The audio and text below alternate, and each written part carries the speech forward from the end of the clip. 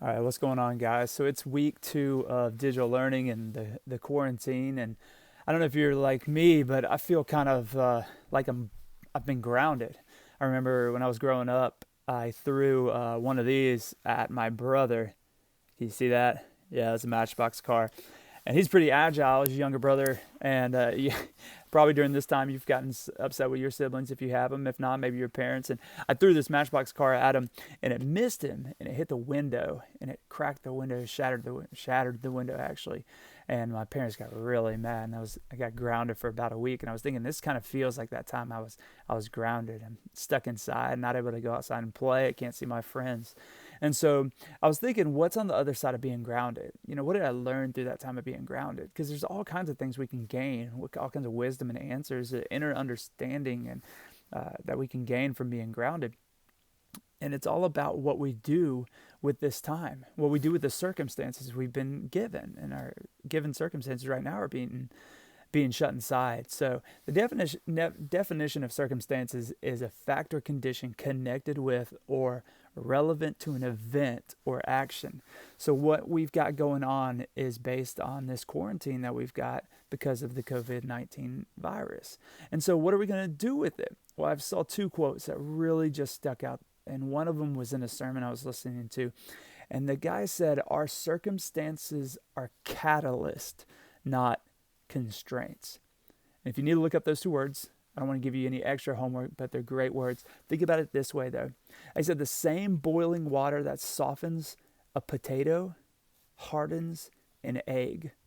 Now, pause the video and think about that. But the same boiling water that softens a potato hardens an egg. It's about what you're made of, not the circumstances you're in.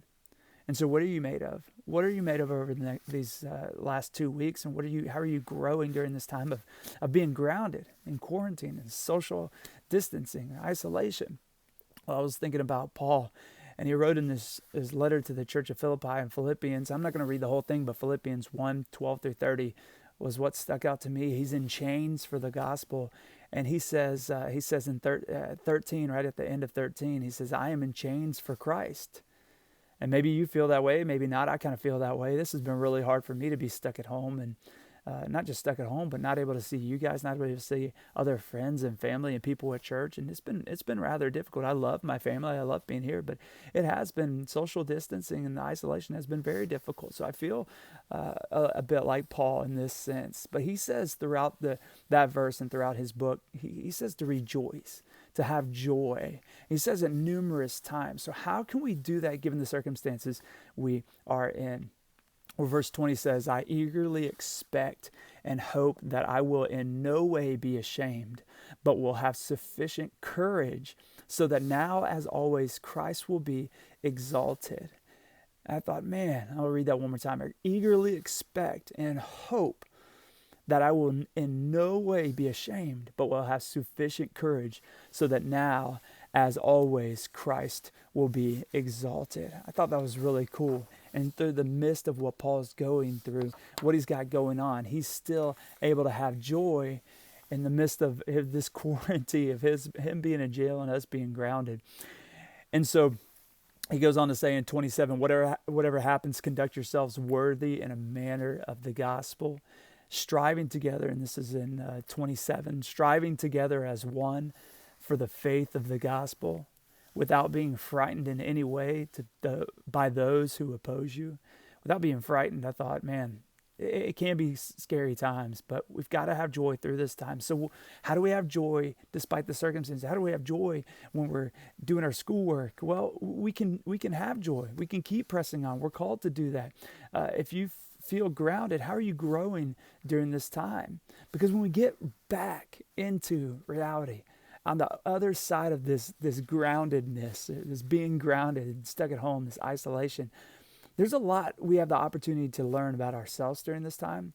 There's a lot of growth that we can have during this time. There's a lot of good practices we can go ahead and put in practice during this time. And so I want to encourage you to do that, to come up with some good practices to keep growing. And one of the ways we're going to do that, I want to invite you. We'll put the link below. But if you don't have the Bible app, we're going to start a Bible study tonight. It's called, let me find it. It's called fully known. It's by Torn Wells. It's in the Bible app. I'll put the link to it below and how you can access the Bible app. It's a free app. It's very free. We're going to do it from tonight to Sunday, and then we'll start another one on Sunday. So I want you to encourage you to download that and participate in that with us.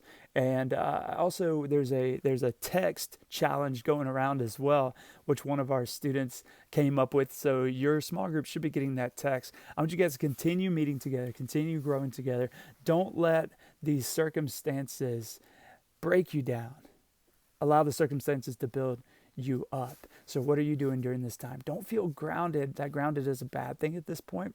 There's stuff we can grow and learn, and it's those things that are going to make us better on the outside. So I want you to keep doing that. I want you to follow us in the Bible study. We've got a lot of cool things planned for next week with spring break going on. I feel for you guys. I'm sorry. But yeah, so all the link to the bio information is below, and have a great rest of the week, guys.